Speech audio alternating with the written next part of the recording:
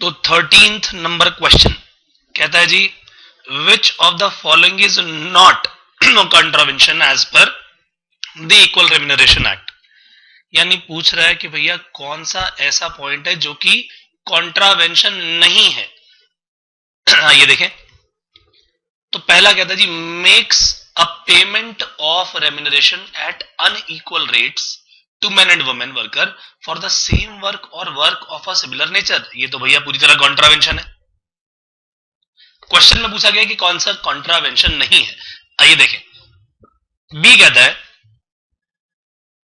Appoints only mail worker job for a job which is prohibited for women by law. तो भैया जहां पर law ने मना कर दिया और हम उसके अकॉर्डिंगली सिर्फ और सिर्फ मेल वर्कर को अपॉइंट कर रहे हैं, तो ये तो कॉन्ट्रावेंशन नहीं होना चाहिए। देखने में तो भैया बी ही आंसर लग रहा है, मगर फिर भी आइए सी पढ़ लें। लिखा है ओमिट्स और fails to carry out any direction made by the appropriate government. बिल्कुल कॉन्ट्रावेंशन है भैया। ये तो हमें ढूंढना है कि कौन सी कॉन्ट्रावेंशन नहीं है। क्वेश्चन को बार बार दिमाग में लाइएगा। Makes any discrimination between main and women workers in contravention of the provisions of this act. ये भी कॉन्ट्रावेंशन है। इसका मतलब ये हुआ कि जो ये हमारा पॉइंट नंबर सी है, सॉरी पॉइंट नंबर बी है, यही है जो कि कॉन्ट्रावेंशन नहीं है, बाकी सब तो कॉन्ट्रावेंशन है। तो दोस्तों क्वेश्चन ध्यान से पढ़िएगा, हमेशा ध्यान रखिए, problem well defined is half solved. क्या कहा मैंने? Problem well defined is half solved. इसलिए प्रॉब्लम को अच्छी तरह पढ़िए हमेशा। तो according to equal remuneration act, what is the penalty for contravention of the provisions of the act? क्या क्या हो सकता है भैया पेनल्टी? इंप्रिजनमेंट भी हो सकती है और फाइन भी हो सकता है, या दोनों भी हो सकते हैं। ठीक बात है कि नहीं? तो भैया दोनों में से कुछ भी हो सकता है या दोनों भी हो सकते हैं। तो आंसर हो गया मेरा सी। चलिए चलें आगे 15th पर। क्वेश्चन नंबर 15 कहता है जी, Mohan and Meera both were employed in ABC limited for performing the same work. Mohan was getting remuneration at a higher rate for complying with the legal provisions to pay equal remuneration for the same work. What action should employer take? अब आप सोचेंगे कि जी मोहन को मिल रहे हैं ज्यादा पैसे same काम करने के, मीरा को मिल रहे हैं कम। मोहन है मेल और मीरा है फीमेल। मीरा को कम पैसे दिए जा रहे हैं, तो लॉ को क्यों ना अप्लाई करवाने के लिए काम करते हैं, मोहन की ना सैलरी घटा देते हैं। अरे भैया सुन लो, इक्वल रेम्यूनरेशन एक्ट में साफ साफ लिखा गया है कि आप इस एक्ट के प्रोविजंस को पूरा करने के लिए किसी भी व्यक्ति की सैलरी घटाएंगे नहीं। यानी इस पर्टिकुलर केस में आपको समझना पड़ेगा कि मीरा की सैलरी अगर यहां पर कम है तो इस मीरा की सैलरी को ही बढ़ाना पड़ेगा। ठीक बात है कि नहीं? आइए देखें, increase the remuneration of Meera. बिल्कुल ठीक बात है, यही होना चाहिए वैसे तो। बी में लिखा जी decrease the remuneration of Mohan. बिल्कुल गलत। बी सी कहता है both A B and correct. गलत।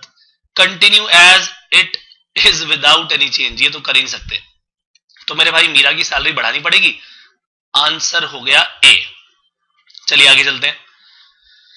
विच of the following statement is correct? दोस्तों मैंने कई बार बोला है, क्वेश्चन में जब करेक्ट या इनकरेक्ट ऐसा कुछ पूछा जाए तो आपको बार बार दिमाग में एक लाइन लानी है कि आखिरकार पूछा क्या गया। क्वेश्चन में पूछा गया कि क्या करेक्ट है, वही ढूंढना है। यानी इसमें ध्यान से पढ़ना पड़ेगा, जो सही बात है वही हमारा आंसर है। आंसर क्या होगा? जो सही बात है। तो an employer can for the purpose of complying with the provisions of this act reduce the rate of remuneration of any worker. बिल्कुल गलत बात। अभी तो ऊपर समझाया मोहन मीरा वाली बात, भैया किसी का भी रिड्यूस नहीं करोगे आप। यानी ये तो हो गया इनकरेक्ट, यानी ये मेरा आंसर नहीं हो सकता। बी देखते हैं, the employer can make discrimination while recruiting men and women worker and can give preference to men over women. ये भी बिल्कुल गलत। तो भाई ये भी इनकरेक्ट है, ये भी हमारा आंसर नहीं हो सकता। हमें ढूंढना है करेक्ट क्या है।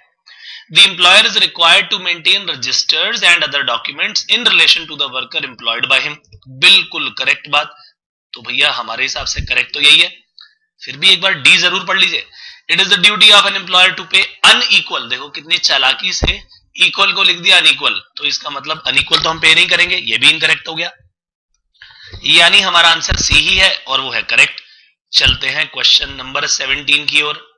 विच of the following statement is incorrect. अब क्वेश्चन बोलता है इनकरेक्ट क्या है, ध्यान दीजिए, दिमाग में बैठा लीजिए कि भैया हमें इनकरेक्ट ढूंढना है और वही हमारा आंसर है, जो इनकरेक्ट है वही हमारा आंसर है। आइए देखें, the employer can make discrimination while recruiting men and women worker and can give preference to men over women। Incorrect है ये, बोलिए हाँ या ना, यही हमारा आंसर होना चाहिए।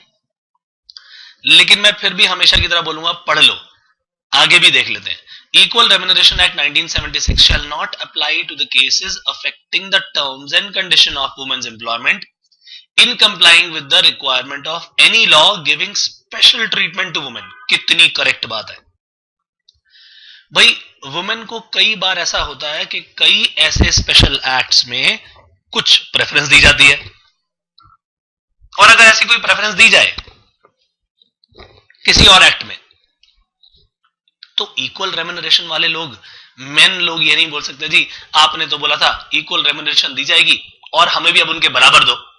तो भैया ऐसा है, कई केसेस में वुमेन को एक्स्ट्रा दिया जाता है, जैसे मैटरनिटी बेनिफिट। अब मैटरनिटी बेनिफिट तुम्हें थोड़ी दे देंगे भाई, ठीक बात है कि नहीं। तो इसी तरह से वुमेन को कई ऐसे बेनिफिट और भी दिए गए हैं जो कि वुमेन को मिलने चाहिए, तो उसके लिए मेन लोग आगे आके ये नहीं बोलेंगे जी हमें इस केस में भी इक्वल अधिकार दो, ठीक है नहीं। चलते हैं सी पॉइंट पर। An employer can not for the purpose of complying with the provision of this act reduce the rate of remuneration of any worker. तो भैया ये तो बात क्या लिखी है कि एम्प्लॉयर कभी भी रिड्यूस नहीं करेगा, तो ये तो बात करेक्ट है, ये भी आंसर नहीं हो सकता हमारा तो इनकरेक्ट ढूंढना था, वो पहले वाला इनकरेक्ट ही है। फिर भी डी पॉइंट पढ़ लेते हैं। सेम वर्क और work of a similar nature means work in respect of which the skill, effort and responsibility required are the same when performed under similar working conditions by a man or a women. ये भी correct है। तो दोस्तों इसी के साथ हमारा ये चैप्टर जो इक्वल रेम्यूनरेशन एक्ट वाला है, ये हिस्सा यहीं पर खत्म होता है। फिर मिलेंगे अगले पर्टिकुलर किसी चैप्टर में, तब तक के लिए बाय बाय।